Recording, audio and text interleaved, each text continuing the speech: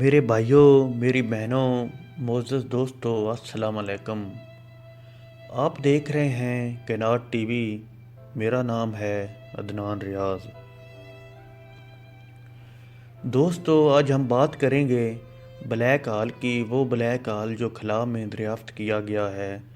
یہ black hall 13 billion نوری سال کے فاصلے پہ ہے، اور آپ کے علم کے اضافے کے لیے بتاتے چلیں کہ بگ بینگ کے بعد 690 ملین سال کے بعد انسان اسے دیکھ پائے گا۔ کیسے؟ واللہ عالم۔ دوستو، یاد رہے کہ سورج زمین سے 10 لاکھ گنا بڑا ہے، اور یہ بلیک ہال سورج سے 800 ملین ٹائم بڑا ہے۔ دوستو، سائنس کے مطابق یہ بلیک ہال 40 ارب کلومیٹر چوڑا ہے اور 50 کروڑ کھرب کلومیٹر دور ہے۔ سائنسدانوں کا خیال ہے جو اب تک بلیک ہال دریافت کیے گئے ہیں، یہ بلیک ہال ان تمام بلیک ہال سے بڑا ہے۔ دوستو، یہ بلیک ہال تو سائنس نے ابھی چند سالوں میں دریافت کیا ہے، مگر اللہ تعالیٰ کی پاک کتاب قرآن مجید میں اس کا ذکر 1400 سال پہلے سے موجود ہے۔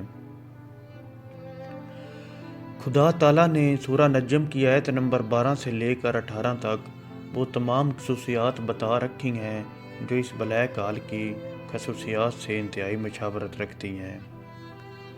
دوستو، یاد رہے کہ جو بلیک ہال میں پہنچ جاتا ہے اس کا واپس لوٹنا ناممکن ہے۔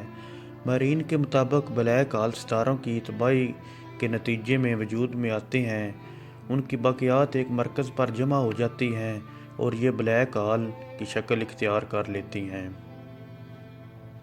دوستو، انسانی آنکھ سے دیکھنا اسے ممکن نہیں۔ سائنسدان ٹیلیسکوپ کی مدد سے اس کی موجودگی کا پتہ لگاتے ہیں۔ دوستو، سننے میں آتا ہے کہ پہلے آسمان تک جانے کے لیے بلیک ہال سے گزر کر جانا پڑتا ہے۔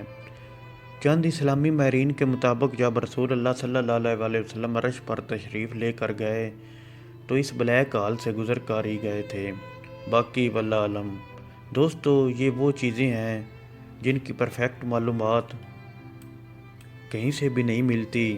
آپ کے سامنے جو ڈاکومنٹری ہم نے پیش کی ہے وہ کافی زیادہ ریسرچ کے بعد پیش کی۔ دعاؤں میں یاد رکھیے گا، چینل سبسکرائب کرنا مت بھولیے۔ اللہ حافظ۔